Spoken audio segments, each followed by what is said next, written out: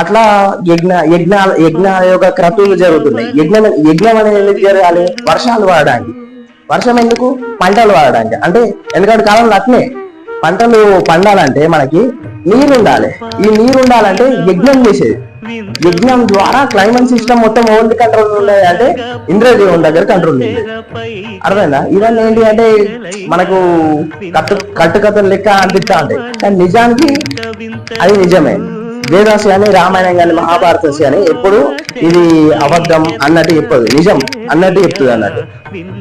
ఈ యొక్క ఇప్పుడు వాల్మీకి మహర్షి ఒక ఆశ్రమంలో వాళ్ళిద్దరు మంచిగా చక్కగా ఉన్నారు పిల్లలు. వాళ్ళు రామాయణం నేర్చుకున్నారు. ఇప్పుడు రామాయణాన్ని బయటికి ఎక్స్ప్లోర్ చేయబోతున్నారు, అంటే బయటికి చెప్పబోతున్నారు.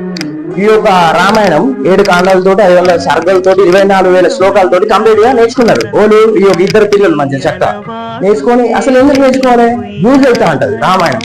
ఓ తండ్రితోటి ఇట్లా మాట్లాడాలి, తల్లితోటి ఇట్లా మాట్లాడాలి, వాళ్ళ తెలిసిన వాళ్ళ వ్యక్తులు ఉంటే ఇట్లా మాట్లాడాలి, భార్యతో ఇట్లా మాట్లాడాలి. అంటే ఒక మనసు ఒకరు అర్థం చేసుకునే స్వభావం ఉంటది అన్నట్టు.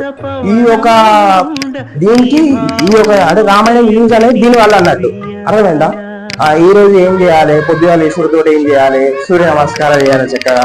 అట్లా ఈ యొక్క ఇద్దరు లవకుశులు మంచిగా నేర్చుకుంటారు. లవకుశులు నేర్చుకొని ఒక ఆశ్రమం నుంచి అరణ్యం నుంచి అంతఃపురానికి అంటే ఎదుకు పయనం అవుతారంటే ఆ ఒక అయోధ్య ఉంటది, అయోధ్య కోసల దేశం దిక్కు వెళ్తా ఉంటారు.